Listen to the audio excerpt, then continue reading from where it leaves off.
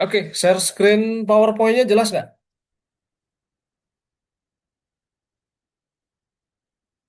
Halo,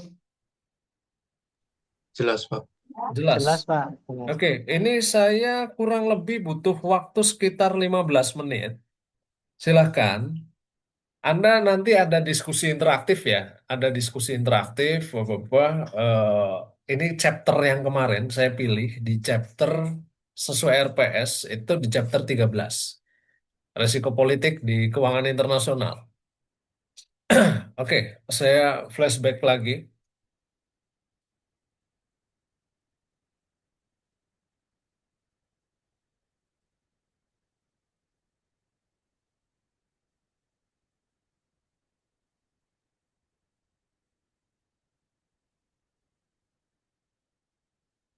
Oke, eh, di chapter sebelumnya udah ada ya, kayak misalnya purchasing power parity, kayak gitu-gitu, kemudian transfer pricing, kemudian falas, masalah falas.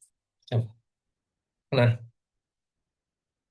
kita di sini coba, karena resiko politik ini selalu update dan isu yang sangat krusial tentunya, makanya saya angkat lagi ini. Nah, yang pertama coba, dari substansi resiko politik, ada beberapa case yang di sini saya ringkas. Poinnya, ketika ada kejadian dan dia punya dampaknya terhadap aliran kas perusahaan multinasional. Contoh misalnya, ketika misalnya terjadi resiko geopolitik dalam keuangan internasional, misalnya ditumpu pada sektor energi. Sektor energi, mayoritas sektor energi itu sebagai komoditas yang sangat krusial. Contoh,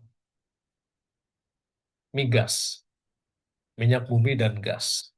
Ketika terjadi konflik Rusia Ukraina, kemudian Israel Palestina, Iran Israel, India Pakistan, karena resiko geopolitik itu berhubungan dengan tesa ekonomi ekonomi perdagangan internasional. Misal Indonesia impor minyak ke Timur Tengah nih. Misal Indonesia impor minyak ke Kuwait, Dubai, Qatar, Uni Emirates, atau bahkan Iran. Dalam jalur perdagangan internasional, ketika terjadi konflik, yang terjadi apa? Ditutup, ada ditutup, misalnya Laut Baltik ditutup. Kemudian Laut Merah perdagangannya ditutup. Nah, otomatis perdagangan internasional itu dia global supply chain-nya terganggu. Artinya apa? Distribusi logistiknya harus muter. Perdagangannya bisa lewat Johannesburg, Afrika Selatan, terus muter. Nah, itu otomatis memperpanjang rantai pasok, yang mana pasti berdampak sama cost-nya berat di situ. Oke, kemudian kalau di sini udah jelas ya, ada contoh-contohnya itu masalah regulasi. Kalau yang paling berat dia ada masalah takeover. Oke, kemudian strukturnya ada di sini. Resiko politik. Jadi kalau dari bagian ini udah jelas kayak gitu loh. Jadi resiko politik dampaknya makro, mikro, kena semua, kemudian perang. Nah, perang di sini itu jadi yang namanya hybrid. Ada hybrid war kayak gitu loh. Hybrid. Jadi tesanya perang untuk ekonomi, ekonomi untuk perang. Di situ udah jelas. secara makro. Jadi perdagangan internasional hubungannya sama global value chain. Kemudian secara mikro itu lebih ke secara internal state-nya, internal negaranya. Jadi masalah konflik kepentingan, adanya konflik interest dan korup, ya itu terjadi dan udah jelas contohnya. Oke, kemudian bentuknya itu kita bisa ada risk transfer, kemudian operational risk, kemudian uh, kontrol risiko. Oke, itu kemudian secara makro asumsinya. Jadi kalau secara makro itu asumsinya tingkat resikonya sama, padahal enggak, gitu lah. Karena beda beda beda currency, beda regulasi. Nah, di sini udah jelas nih. Indeks pakai standar Poor, Moody's, kemudian uh, institusional, investor institusional. Nah, ini investor institusional yang berkuasa itu untuk sekarang ada BlackRock sama Vanguard. Gitu. Kemudian analisa risiko per negara. Kalau ketika terjadi risiko ya, nah itu pasti instability. Instability. Nah, coba stabilitas politik, kondisi ekonomi, terus aliran modal keluar. Aliran modal keluar itu misalnya kayak gini. Jadi ketika misalnya kondisi politik instabil di dalam negeri, itu otomatis dampaknya ada penarikan penurunan IHSG gitu loh. Jadi ada eh, istilahnya apa hot money gitu loh. Jadi capital outflow, modalnya keluar keluar negeri. Karena para investor itu cari yang lebih kondisi kondisi political di negara tersebut cari yang lebih stabil. Kemudian masalah kebijakan fiskal. Nah, kalau di Indonesia kebijakan fiskal, tentunya ini uh, sebagai motor dari Kementerian Keuangan. Kemudian sistem kurs, sistem kursnya bisa dikendalikan nggak? Nah, kalau Indonesia itu menganut yang namanya free float, jadi berdasarkan pasar gitu, ngikutin pasar sistem kursnya, free float, exchange rate. Kemudian ah di sini juga ada pengeluaran pemerintah yang tidak efisien. Nah, itu hubungannya sama balance of payment, gitu loh. Neraca pembayaran, neraca perdagangan, ada semuanya. Kemudian kemampuan menyesuaikan diri terhadap apa guncangan variabel-variabelnya, misalnya ada import, rasio import, investasi, debt service ratio, di situ udah jelas ya. Kemudian pendapatan ekspor, kemudian pertumbuhan uang domestik. Nah, pertumbuhan uang domestik ini jadi apa ya? Jadi aspek yang cukup sensitif. Misal, eh, rupiah misal terdepresiasi. Udah terdepresiasi, terjadi stagflasi, purchasing power parity, daya beli masyarakatnya lemah. Nah, itu. Kemudian ini hubungannya juga sama GDP ya. Kemudian eh, ada di situ ada investasi real, rasio investasi. Investasi real dibagi GNP ya. Jadi lebih mengutamakan sama ekonomi domestik, bukan GDP. Investasi real dibagi gross national product. Itu rasio investasi yang sesungguhnya. Oke, kemudian makro. Saya lanjut ya.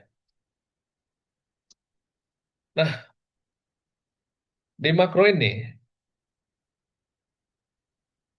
kita lebih fokus. Jadi ketika menaikkan risiko, ya, ini ada beberapa poin. Yang pertama ada defisit anggaran terhadap gross national product. Nah itu pasti naikin resiko, resikonya besar gitu loh. Kemudian ada ekspansi, ekspansi currency, nilai tukar, uangnya itu terlalu cepat. Karena apa? Karena misalnya dikombinasi antara kurs mengambang dibanding kurs tetap. Kayak gitu. Misalnya kurs mengambang kita ngikutin US dollar dalam perdagangan, misalnya dalam perdagangan energi, otomatis di situ bakalan eh, selalu diintervensi masalah harga gitu loh. Jadi kita nggak pernah bisa independen di situ. Kemudian ada pengendalian harga ya, pembatasan tingkat bunga. Pembatasan tingkat bunga nggak terwujud karena bank sentralnya dikendalikan sama bank sentralnya Amerika. Kemudian tadi ya, BUMN nih yang jadi catatan. BUMN atau pengeluaran pemerintah yang tidak efisien. Contoh misalnya, yang baru-baru ini ada misalnya kayak Danantara kayak gitu. Danantara udah tahu misalnya Garuda Indonesia itu kondisi, Anda bisa lihat di laporan keuangan atau balance sheet-nya. Garuda Indonesia itu kondisinya nggak baik gitu loh. Tapi tetap di bailout, disuntik sekitar 7 triliun dari dana APBN oleh pemerintah. Oke, oke, kemudian masalah substitusi impor. Nah, substitusi impor. Kalau substitusi impor, ya masalahnya kita importnya semua barang teknologi kayak gitu loh. Kalau disubstitusi dan kita ekspornya itu lemah karena raw materials. Bahkan barang tambang itu semuanya raw materials. Oke, kemudian kalau nurunin risiko negara, hak kepemilikan yang jelas. Hak kepemilikan yang jelas itu struktur negara tahu. Jadi struktur negara itu tahu mana yang jadi public goods, mana yang jadi commercial goods gitu. Kemudian masalah legalitas, masalah legalitas, yuridiksi, hukum. Nah, hukumnya itu jelas, tidak tebang pilih. Kemudian peraturan distorsi ekonomi. Nah, distorsi ekonominya ini masalah keberpihakan. Tergantung kebijakan ekonominya berpihak kemana. Oke, itu loh. Ke investor kah? Atau ke masyarakat? Atau ke domestik? Nah, kemudian ekonomi. Perekonomian yang relatif open. Jadi kita ngebuka investasi asing gitu loh. Tapi bukan semuanya open ya. Karena modelnya harusnya open close circuit system gitu loh. Mana yang jadi public goods, mana yang jadi commercial goods. Kemudian orientasi ekspor. Kalau orientasi ekspornya itu bagus, barangnya itu barang yang ya apa ya, eh, misalnya lagi finished goods, itu jelas dia masuk sebagai cadangan devisa negara dengan pendapatan yang bagus, yang baik. Tapi kalau enggak, untuk raw materials dia mengandalkan quantity dan itu feedbacknya nggak terlalu baik. Oke, itu kemudian kalau mikro, kita contoh, ambil contohnya misalnya di sektor pertambangan, kita misalnya ada tambang uranium, ada tambang nikel, ada tambang emas. Nah, ini sebagian besar itu dieksploitasi buat atas nama kepentingan dan korup. Kemudian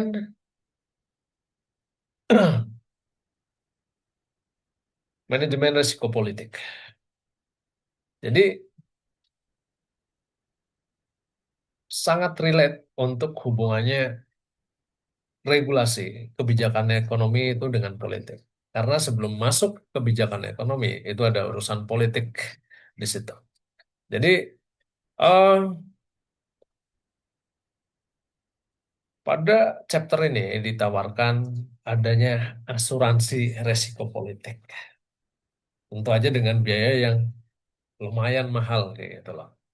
Karena pada prinsipnya asuransi sebenarnya eh, dia bisnis memberikan perlindungan. Gitu. Oke, kemudian nah, ini juga jadi sudut pandang negara yang berdaulat, dia pasti memanfaatkan yang namanya sebesar-besarnya public goods untuk kepentingan masyarakatnya. Dan sebaliknya, ketika negara itu udah eh, dijadiin apa, eh, udah dijadiin komoditi, di situ pasti dia hilang kedaulatannya. Oke, kemudian ini ada strategi-strategi. Jadi strategi sebelum, sesudah, apa-apa. Intinya kalau misalnya strategi sebelum, misalnya ada chaos apa-apa, itu ada asuransi politik, kemudian negosiasi. Kalau sudah apa investasi di situ jelas, di situ ada yang namanya monopolistik, penguasaan pasar dan stakeholder. Terus dari sektor keuangan mengembangkan, misalnya kalau sekarang ya ada ESG, Environmental Social Governance, terus ada green bond, ada green financing, apa-apa. Itu berupa pinjaman. Oke, saya kira cukup. Silahkan. Eh, ada yang ditanyain nggak? Monggo. Ada yang didiskusikan nggak di sisa waktunya? Silahkan.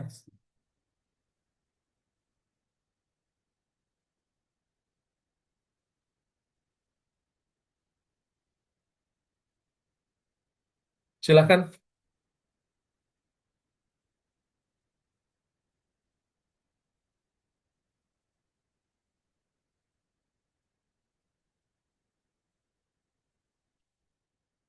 Ayo.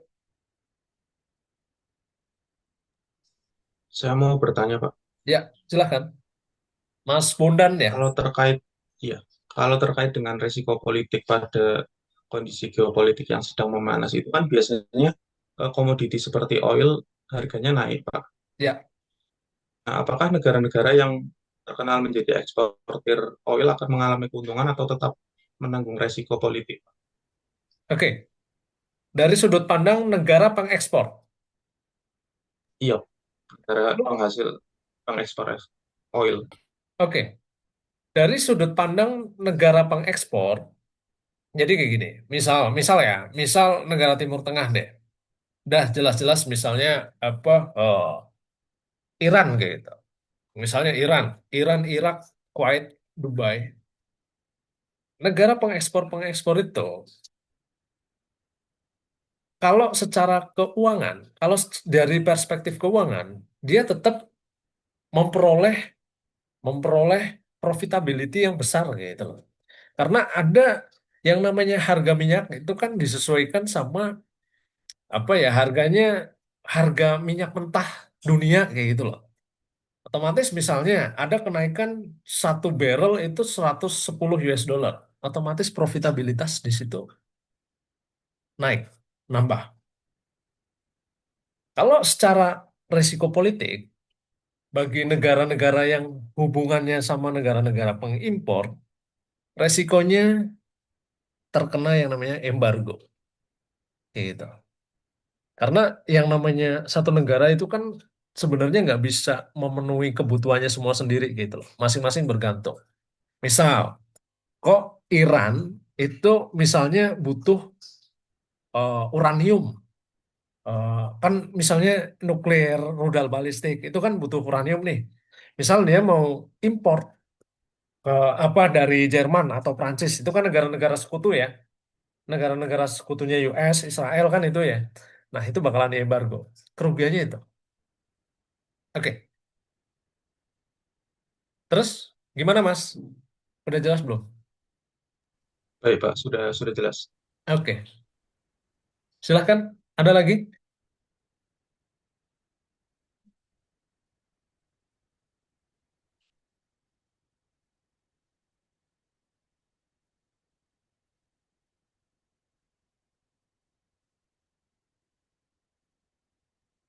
Monggo, silahkan. Ada lagi, teman-teman?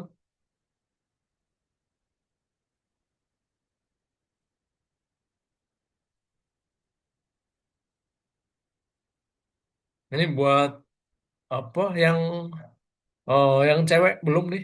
Silahkan.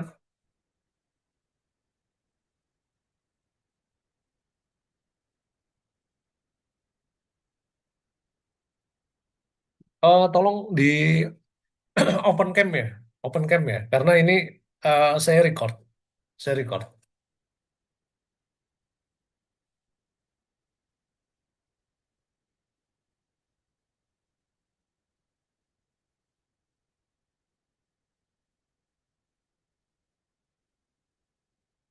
Silakan, kira-kira ada lagi nggak yang mau ditanyain? Monggo.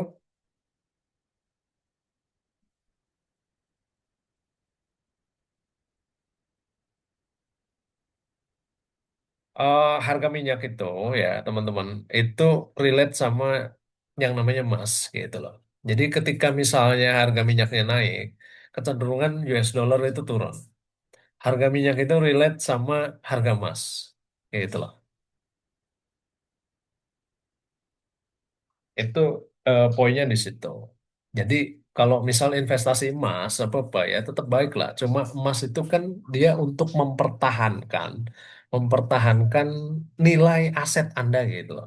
Kalau Anda misalnya punya duit rupiah apa-apa, itu kan kemakan sama inflasi terus. Tapi kalau emas enggak gitu. Jadi lebih ke untuk mempertahankan harta atau aset Anda. Itu emas gitu. Oke, silahkan. Eh, ada lagi? Monggo. Last minute. Silahkan.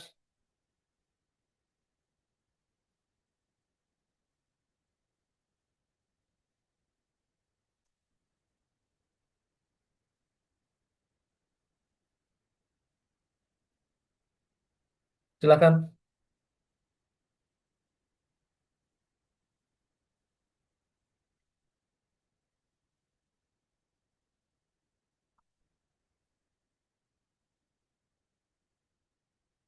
Oke, baik. Kalau nggak ada, saya kira cukup, teman-teman. Terima kasih buat atensinya, buat kerjasamanya. Next time, semoga bermanfaat. Itu tadi arahannya udah saya kasih ya. Oke, sampai ketemu. Semoga Allah mudahkan, dikasih kelancaran di aktivitas teman-teman semua. Jaga kesehatan baik-baik ya, teman-teman. Oke, see you. Assalamualaikum warahmatullahi wabarakatuh. Waalaikumsalam. Waalaikumsalam warahmatullahi wabarakatuh. Terima kasih, Pak. Ya, sama-sama. Silahkan live dulu. Nggak apa-apa.